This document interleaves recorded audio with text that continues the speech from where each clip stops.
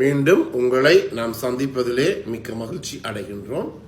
நான் இலங்கையிலே இருந்து பதுளை போதனா வைத்தியசாலையிலே இருந்து வைத்தியர் கிருஷான் வேதநாயகம். நாங்கள் இன்று பார்த்து கொண்டிருக்கின்ற விடயம் ஃபீமேல் செக்ஷுவல் டிஸ்ஃபங்க்ஷன், அதாவது பெண்களுக்கு ஏற்படுகின்ற எவ்வாறு மேல் செக்ஷுவல் டிஸ்ஃபங்க்ஷன் இருக்கின்றதோ அதே போலதான் இந்த ஃபீமேல் செக்ஷுவல் டிஸ்ஃபங்க்ஷன் என்று சொல்லப்படுகின்ற பெண்களுக்கு உரிய அந்த பாலியல் தொடர்பிலே ஏற்படுகின்ற பிரச்சனைகள், பாலியலிலே அல்லது செக்ஸிலே அல்லது செக்ஷுவல் இன்டர்கோர்ஸ் என்று சொல்லுவோம், அதிலே அவர்கள் ஈடுபடாமல், ஒரு அக்கறை இல்லாமல், ஒரு இன்ட்ரெஸ்ட் இல்லாமல் இருப்பதற்குரிய காரணங்களை பற்றித்தான் நாங்கள் பார்த்து கொண்டிருக்கின்றோம். எனவே இந்த நிகழ்ச்சி உங்களுக்கு பிடித்திருந்தால் யூடியூப்ல பார்ப்பவர்கள் மறக்காமல் லைக் பண்ணுங்கள், ஷேர் பண்ணுங்கள். அதே நேரத்திலே மணி சின்னத்தை பெல் சைனை அமர்த்தி சப்ஸ்கிரைப் பண்ணுங்கள்.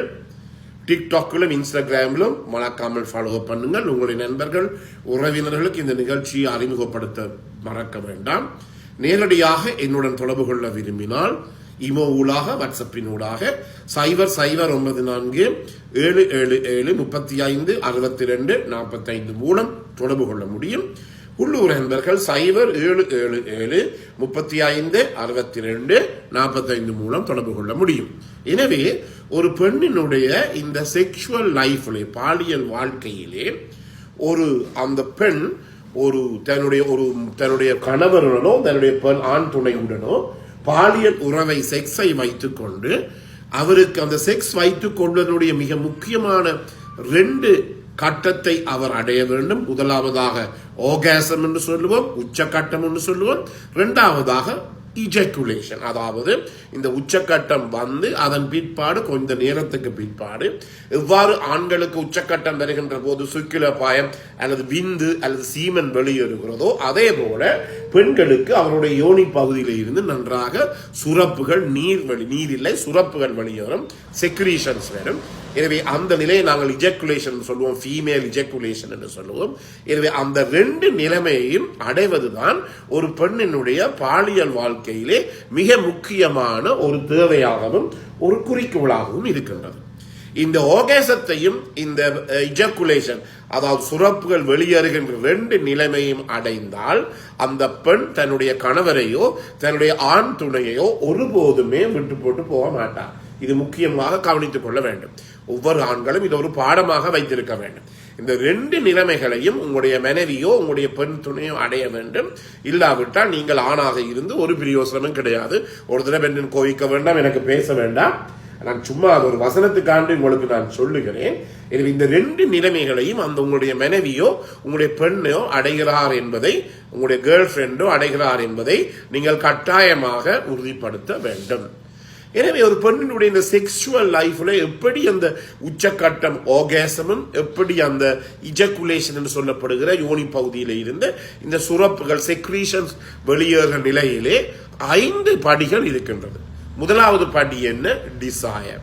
டிசையர் எனப்படுவது என்ன? அதாவது ஒரு பெண்ணுக்கு ஒரு ஆணை பார்த்தவுடன் அவருடன் நான் பாலியல் உறவை வைத்துக் கொள்ள வேண்டும் என்ற ஒரு ஆர்வம். ஆனால் இந்த டிசையர் என்பது பெண்களை விட ஆண்கள் தான் முக்கியமாக நினைப்பார்கள். வீதியிலே செல்லுகின்ற எல்லா பெண்களுடன் அவர்கள் வந்தாலும் அவர்கள் செக்ஸை வைத்துக் கொள்ளும் நிலைமையில இருப்பார்கள். எனவே இந்த டிசையர் என சொல்லப்படுகிற ஒரு ஆசை, ஆர்வம் அல்லது ஒரு வேட்கை, இதுதான் முதலாவது படி. எனவே இந்த முதலாவது படி ஒவ்வொரு பெண்ணுக்கும் ஏற்பட வேண்டும். இது ஒவ்வொரு ஆண்களும் கவனித்துக் கொள்ளுங்கள். என்னோட தொலைபேசியின் மூலமாக கதைத்து வாசிக்கொள்ளுங்கள். முதலாவதாக அந்த பெண்ணினுடைய ஆசையை நீங்கள் வளர்க்க வேண்டும். இந்த பெண்ணினுடைய ஆசையை வளர்க்க என்றால் என்ன? முக்கியமானது என்ன?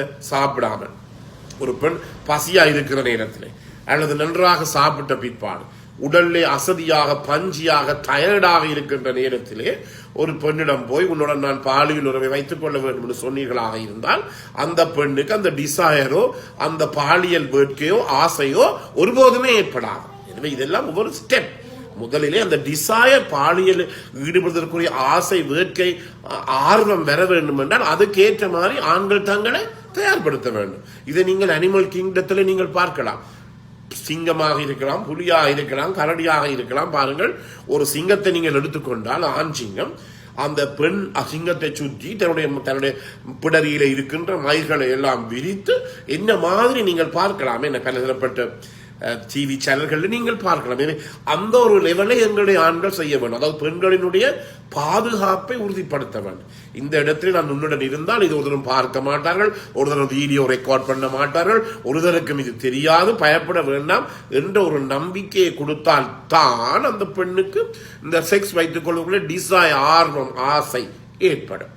அதை நேரத்தில் எல்லாம் சாப்பிட வேண்டும், நல்லா குடிக்க வேண்டும், ரெஸ்டாக இருக்க வேண்டும். இதன் காரணமாகத்தான் ஒவ்வொரு முறையும் சொல்லி நேற்று மருத்துவருக்கு சொன்னேன். அவருக்கு தெரியாது நிகழ்ச்சியை பார்க்காருன்னு சொல்லி ஒரு நாளுமே இரவிலே பொண்ணுடன் பாலியல் ரீதியான செக்ஸ் லைஃபை வச்சுக் கொள்ளாதீர்கள், செக்ஸை வைத்துக் கொள்ளாதீர்கள், பாலியல் உறவை வைத்துக் கொள்ள. எப்போதுமே காலையிலே 4 மணியிலிருந்து 9:30 மட்டும். இந்த டைமை நீங்களே செலக்ட் பண்ணலாம். இந்த நேரம் பாடசாலை பிள்ளைகள் சொன்னால் அவர்கள் போன பிறகு, அல்லது பாடசாலையில் இல்லாத பிள்ளைகள் இருந்தால் அதுக்கேற்ற மாதிரி நீங்கள் வைத்துக் கொள்ள வேண்டும். ஒருபோதுமே பெண்கள் டயர்டாக இருக்கின்ற போது அவருக்கு ஒருபோதுமே ஆசையோ டிசைரோ வராது. அதாவது இது பிரச்சனை ஒரு பாலியல் தொழிலாளிக்கு, செக்ஷுவல் ஒர்க்கர்ஸுக்கு பிரச்சனை இல்லை. அவர்கள் காசுக்காக வேலை செய்தபடியினாலே அவர்கள் நீங்கள் பாலியல் துறை வைத்துக் கொள்கின்ற போது உங்களோட டிசைராக வந்து இருக்கிறார் என்று சொல்லி அவர் பொய்யாக உங்களுக்கு வெளிப்படுத்துகிறார். அந்த பொய்யை நீங்கள் உண்மை என்று சொல்லி நம்பி விடுகிறீர்கள். அதுக்கு நாங்கள் ஒன்றுமே செய்ய முடியாது. எனவே மனைவி என்று சொல்லுகின்ற போது, உங்களுடைய கேர்ள் ஃபிரெண்ட் என்று சொல்லுகின்ற போது முதலில் அவருடைய செக்ஷுவல் டிசைரை நீங்கள் தூண்ட வேண்டும். அதற்குரிய நடவடிக்கைகளை ஒவ்வொரு ஆணும் எடுக்க வேண்டும். இது மிகவும் முக்கியமான, மிக மிக முக்கியமான. இப்போது வீட்டில் பல பேர் இருக்கின்ற போது அந்த சத்தமா இருக்கிறது, வெளியில சத்தமா இருக்கிறது, எந்த நேரம் கதவை திறந்து வருவார்கள், அந்த இடத்துல ஒருபோதுமே ஒரு பெண்ணினுடைய டிசைர் ஒருபோதுமே ஏற்படாது. இது ஆண்கள் கவனித்துக் கொள்ள வேண்டும். முதலாவது டிசைர். இரண்டாவதாக ஏர்லி அரவுசல்.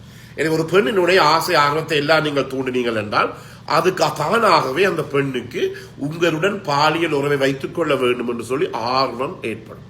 அந்த ஆர்வம் ஏற்படுகின்ற போது அவர் வேகமாக மூச்செடுப்பார், அவர் உடல் வெப்பநிலை கூடும், அதே நேரத்தில் இந்த மார்பக காம்புகள் நேராக வரும், அதே நேரத்தில் அவருடைய பெண்ணினுடைய யோனி பகுதியிலே சுரப்புகள் சுரக்கும்.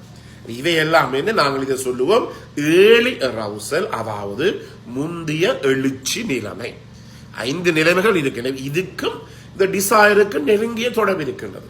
நீங்கள் ஒரு பெண்ணுடைய பாலியல் ஆர்வத்தை தூண்டாமல் அவருடைய தேவையை நீங்கள் நிறைவு செய்யாமல் போய் இருந்தீர்கள் என்றால் இந்த டிசைரும் வராது. அந்த டிசைர் மூலமாக வருகின்ற ஏர்லி அரவுசல், அதாவது முந்திய தூண்டல் நிலை, அதுவும் ஏற்படாது. அது அப்படி ஏற்படாத காரணத்தினால என்ன நடைபெறும் என்றால் நீங்கள் செய்கின்ற அந்த பாலியல் வாழ்க்கை, செக்ஸ் ஆனது ஒரு விதமே பிரயோசனம் இல்லாது, அதே நேரத்தில் அந்த நீங்கள் செய்கின்ற அந்த செக்ஸுக்கும் அந்த பெண், அந்த மனைவி உங்களுக்கு ஒத்துழைப்பு கொடுக்க மாட்டார். பல ஆண்கள் சொல்லுகின்ற ஒரு விடயம் என்னவென்றால், டாக்டர் என்னுடைய மனைவி நான் அவருடன் பாலியல் வைத்துக் கொள்ளுகிற போது என்னுடன் ஒத்துழைக்கிறார் இல்லை. இது காரணம் என்ன? நீங்கள் அந்த பெண்ணினுடைய டிசைர் ஆர்வத்தை தூண்டவில்லை. இரண்டாவதாக முந்திய தூண்டல், ஏர்லி அரவுசலை நீங்கள் செய்யவில்லை. இவ்வளத்தையும் நீங்கள் கட்டாயமாக பார்த்துக் கொள்ள வேண்டும். எனவே இவ்வளவு காலம் எனக்கு தருகின்ற அனைத்து ஆதரவுக்கும் உங்களுடைய மனமார்ந்த நன்றியை தெரிவித்து விடை பெறுகிறேன். நன்றி, வணக்கம்.